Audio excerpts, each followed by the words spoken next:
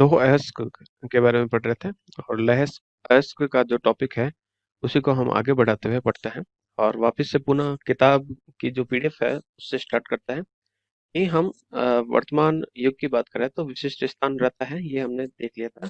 हमारी जितनी भी जो मशीनें हैं उनका निर्माण लोहे से होता है। तो इस प्रकार से जो हमारा औद्योगिक विकास है या आधुनिक यंत्रीकरण की बात करें तो उसका आधार लोहा ही है। हमारे यहाँ पर छोटे से छोटे जितने भी यंत्र हैं उन सभी यंत्रों में या बड़े से बड़ी मशीनों का हम बात करें तो सभी में हम लोहे का प्रयोग करते हैं और इस लोहे का उपयोग हम प्राचीन काल से ही करते आ रहे हैं।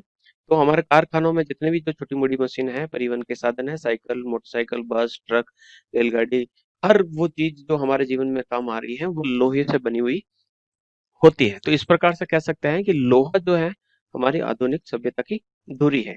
इससे न केवल इमारतें बल्कि हमारी सड़कें, पुल सभी जो है लोहे से बनी हुई हैं। तो अगर हम देखें तो लोहे की महिमा हर जगह आप देखने को मिलती है। तो इस कारण हम ये कहना अतिशयोक्ति नहीं होगी कि जो वर्तमान युग है वह इस्पात का युग है, स्टील एज के नाम से इसे जाना जाता है। कारण क्या है कि लोहे का हम उपयोग करते हैं कि ये काफी सस्ता भी होता है, मजबूत भी होता है तथा टिकाऊ भी होता है, लंबे समय तक चलता है। तो विश्व में अगर बात करें कि ये जो लोहा है वो पर्याप्त मात्रा में मिल भी जाता है। पृथ्वी की जो शैल है, जो चट्टानें हैं उसमें ये जो है अयस्क के रूप में यानी कच्चे लोहे के रूप में मिलता है। तो पृथ्वी का जो निर्माणकारी विभिन्न जो तत्व हैं उसमें लोहे का जो स्थान है वो बहुत महत्वपूर्ण है। ठीक है। इसे जब निकाला जाता है तो हम इसे अयस्क के रूप में निकालते हैं जिसमें मिट्टी भी होती है और दूसरे अन्य पदार्थ भी इसमें मिले रहते हैं।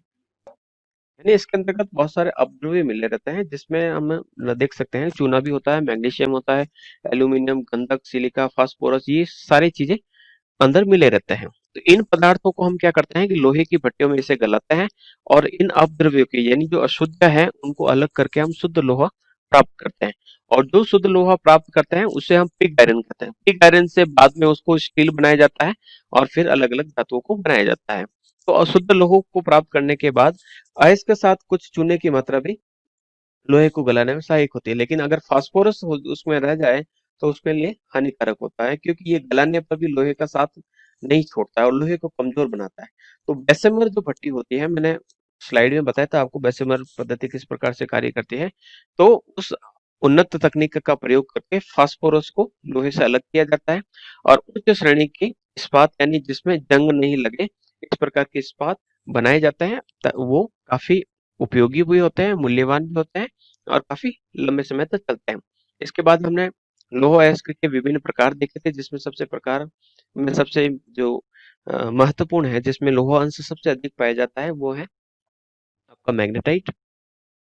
उसके बाद है हेमेटाइट। यहाँ पर मैं केवल स्क्रीन चला रहा हूँ क्योंकि पिछली क्लास में हमने इसके बारे में पढ़ लिया है। हेमेटाइट, हेमेटाइट के बाद तीसरा जो प्रकार होता है लिमेटाइट। भारत में जो निकाला जाता है ये हेमेटाइट, भारत का कह दीजिए या विश्व का सर्वाधिक जो लोहा निकाला जाता है वो हेमेटाइट प्रकार का ही निकाला जाता है। लोहांश जो होता है 60 से 70 यानी 30 से 40% उसमें दूसरे तत्व पाए जाते हैं। फिर है सिडेराइट या साइडराइट जिसे कहा जाता है। तो ये सबसे न्यूनतम श्रेणी का पाया जाता है। 10 to 48% इसमें पाया जाता है यानी 52 से 90% तक आपको इसके अंदर अशुद्धियां देखने को मिल सकती हैं। ठीक है, आगे बात करते हैं विश्व में लोहे के संचित भंडार कहाँ पर किस प्रकार से पाए जाते हैं। जो हमारे क्रस्ट है उसके निर्माणकारी तत्वों की बात करें तो 5% लोहे का होता है। लेकिन जो विभिन्न जो नवीन तकनीकी जो प्राप्त हुई है उससे पता चला है कि 30% से जो कम लोह अयस्क संपन्न जो अयस्क होता है जिसमें 30% से भी कम आयरन मिलता है या अयस्क मिलता है वो बहुत कम मूल्यवान है या फिर महत्व का नहीं है। जिसमें 60% से अधिक धातु होती है वो काफी अधिक अच्छा माना जा सकता है। इसी प्रकार से 40 से 60% जो धातु संपन्न होता है उसे मध्यम कोटि का और 40% से कम जिसमें लोहा अयस्क होता है उसे निम्न कोटि का माना जाता है। 1992 के अनुमान के अनुसार विश्व में 50% से लोहांश अधिक वाले लोह अयस्क का भंडार 200 अरब मैट्रिक टन है। 25% उत्तरी अमेरिका, 25% यूरोप, रूस में 20%, दक्षिण अमेरिका में 20%, की बात करें 25% है उत्तरी अमेरिका तथा पश्चिमी यूरोप, 25% जो है पूर्वी यूरोप के अंतर्गत पाया जाता है, 18% एशिया में पाया जाता है और 9% ये अफ्रीका में देखने को मिलता है। और ये अनुमान बढ़ भी सकता है, जैसे जैसे तकनीकी बढ़ती है तो विकास बढ़ता रहता है। इसी श्रेणी में हम आगे बढ़ता है कि इसका जो उत्पादन है या जो भंडार है वो किस स्थान पर किस प्रकार से मिलता है। तो चीन का जो क्षेत्र है सबसे बड़ा 1990 के बाद ये सबसे बड़ा उत्पादक है। यहाँ पर निम्न धातु पाई जाती है। लोह अयस्क 44% जो लोह अयस्क है वो चाइना से प्राप्त होता है। यहाँ इसके प्रमुख जो क्षेत्र है मंचूरिया का दक्षिणी भाग, 50% लोहे के संचित भंडार यहीं पर स्थित है, जो दक्षिणी मंचूरिया का जो क्षेत्र है। इसके अलावा यहाँ पर शांतुंग, हैकाउ, त्वानपिंग, होनान, हैनान, हुए, वुहान, ये आंतरिक मंगोलिया, ये जो क्षेत्र है जहाँ पर इस प्रकार से लोहे का उत्पादन या लोह अयस्क के भंडार पाए जाते हैं, जिसे हम पिछली जो क्लास रही उसमें स्लाइड्स के माध्यम से मैप को अच्छी तरीके से देख चुके हैं। आगे बढ़ते हैं ब्राजील। ब्राजील की बात करते हो। ब्राजील का जो लोह भंडार है वो मिनास गेरास में पाया जाता है। माउंट इथावेरा यहाँ की प्रमुख लोह उत्पादक क्षेत्र है। यहाँ पर लौह इस्पात के कारखानों की कमी है, इसलिए ज्यादातर जो लौह अयस्क है वो यहाँ से निर्यात किया जाता है। लगभग विश्व का 13% ये उत्पादित करता है। ब्राजील और चीन में उत्पादन में हमेशा कंपटीशन रहता है, कभी चीन आगे चला जाता है, कभी ब्राजील। नेक्स्ट है ब्राजील के बाद ऑस्ट्रेलिया। ऑस्ट्रेलिया लौह अयस्क का तीसरा सबसे बड़ा देश है। अगर हम ऑस्ट्रेलिया की बात करें तो यहाँ पर लोह अयस्क के पर्याप्त भंडार होने के अनुमान है। अधिकांश जो लोह भंडार है वो पश्चिमी, दक्षिणी पूर्वी, उत्तरी पूर्वी भागों में स्थित है।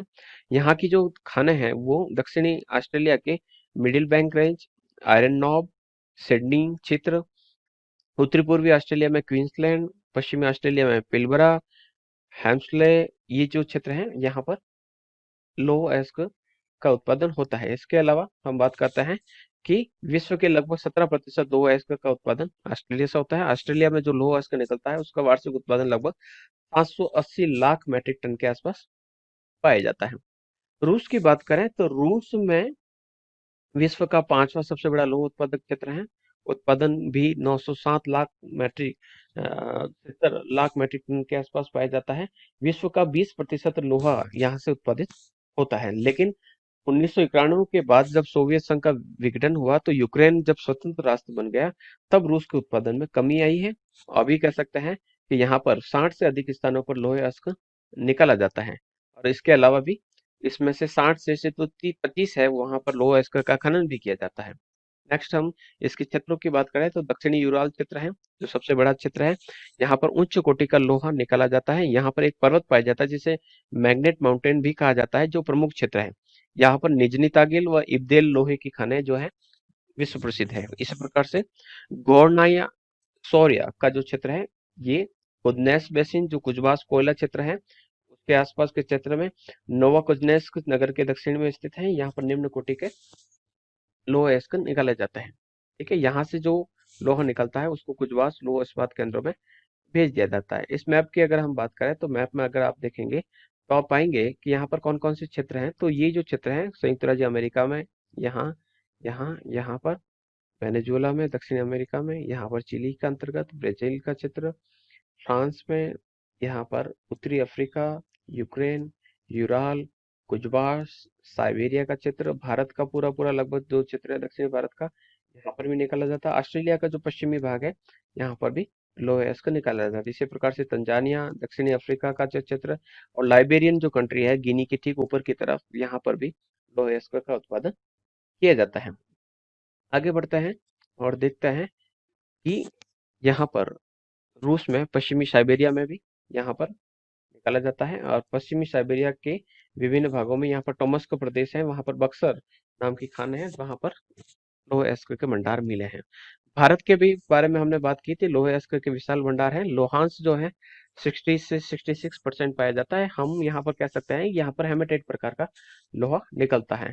विश्व उत्पादन में 4.5% लोह अयस्क का उत्पादन भारत से प्राप्त होता है।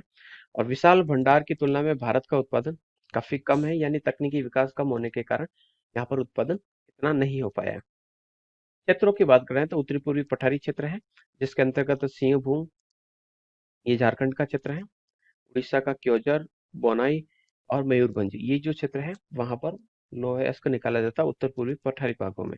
इसमें सिंहभूम जिले का कोलन क्षेत्र है वो काफी महत्वपूर्ण है। खदानों की बात करें तो नोटोबुरु, नोवामंडी, गुआ, परिसाबुरु और बांसगड्डा ये प्रमुख जो क्षेत्र है। झारखंड की बात करें तो यहाँ पर पलामू, हजारीबाग, संथाल परगना, धनबाद और रांची ये प्रमुख क्षेत्र हैं जहाँ पर लोह अयस्क का खनन किया जाता है। उड़ीसा की बात करें तो उड़ीसा के मयूरभंज, क्योंझर, सुंदरगढ़ जिलों में भी उत्तम किस्म के लोहे के प्रचुर भंडार पाए जाता है। यहाँ की जो प्रमुख क्षेत्रों की बात करें तो गुरु महिसानी, सुलेपत और बादाम पहाड़ ये प्रमुख क्षेत्र हैं। तो इस प्रकार से ये प्रमुख क्षेत्र हैं आपके उत्तरी पूर्वी पठारी। मध्य एशिया की बात करें तो मध्य भाग है उसके अंतर्गत आपका बेलाडीला, राजघाट और राजझला जिसे राजहरा डरी भी कहा जाता है। ये जो क्षेत्र है इस क्षेत्र के अंतर्गत आपका एमपी, छत्तीसगढ़ और महाराष्ट्र इसके अंदर शामिल किए जाते हैं। तो ये प्रमुख खाने हैं जहां पर लोह अयस्क का खनन किया जाता है। दक्षिणी पश्चिमी भाग या प्रायद्वीपीय भाग की बात करें तो इस क्षेत्र के अंतर्गत आपके महाराष्ट्र से लगाकर गोवा और कर्नाटक तक ये भाग फैला हुआ। देश का लगभग आधा उत्पादन इसी क्षेत्र से प्राप्त होता है। गोवा जो है प्रमुख लौह अयस्क उत्पादक राज्य बन गया है क्योंकि यहाँ पर उच्चतम किस्म की लौह अयस्क मिलती है।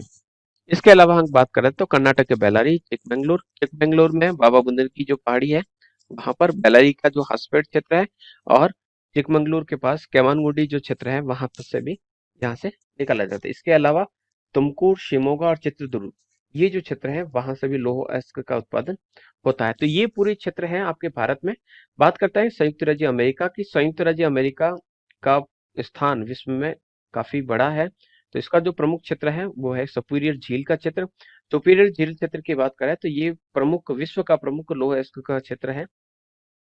यहाँ पर कह सकते हैं कि तीन जो कह सकते हैं कि बड़ी बड़ी सी खदानें यहाँ पर आपको देखने को मिलेगी। तो यहाँ इस क्षेत्र को आप देखेंगे तो ये क्षेत्र है आपका सुपीरियर झील। उसके आसपास में यहाँ पर वर्मिलियन, मेसाबी, क्यूना, गोजविक, नियोमिनी, मकवेटी और ये जो क्षेत्र है ये प्रमुख क्षेत्र है। यहाँ पर उत्पादित होता है लौह अयस्क। तो ये प्रमुख क्षेत्र है जहाँ पर आपके 75% लौह अयस्क का उत्पादन मेसाबी श्रेणी की खदानों से प्राप्त होता है। उच्च श्रेणी यानी हेमेटाइट प्रकार का लोहा यहाँ पर मिलता है। इस मैप की सहायता से आप इसे देख सकते हैं। इसके अलावा संयुक्त राज्य अमेरिका की बात करें तो दक्षिणी पूर्वी प्रदेश है। इसके अंदर अपलेशन पर्वत यूएसए के आपके पूर्वी क्षेत्र के दक्षिणी कोर पर है। अलाबामा क्षेत्र है यहाँ पर 50% उत्पादन बर्मिंघम से होता है। इसके अलावा टेनेसी, जॉर्जिया और टेक्सास से भी निम्न कोटि यानी लिमोनेट प्रकार का मिलता है।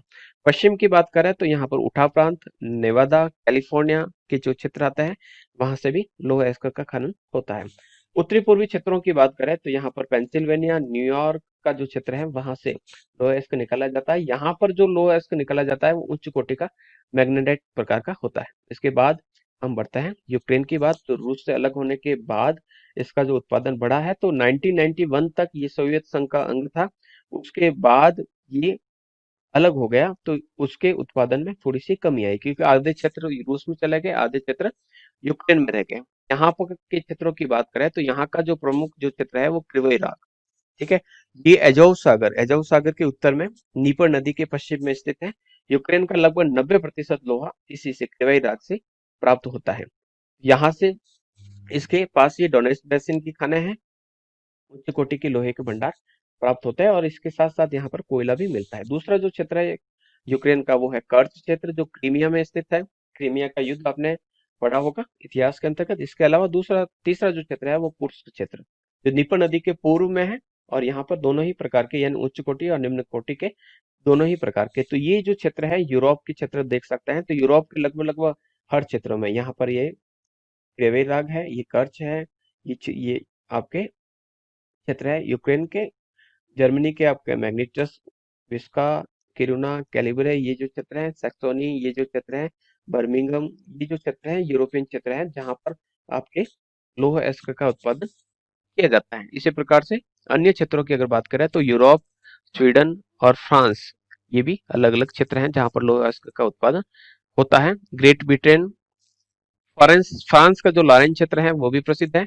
इस प्रकार से ग्रेट ब्रिटेन में क्वींसलैंड, स्पेन का जो क्षेत्र है यहाँ पर भी लौह अयस्क का उत्पादन होता है। इसके अलावा उत्तरी अमेरिका, दक्षिणी अमेरिका और एशिया के कुछ क्षेत्रों में भी उत्पादन होता है। अफ्रीका में भी कुछ मात्रा में उत्पादन होता है लौह अयस्क का।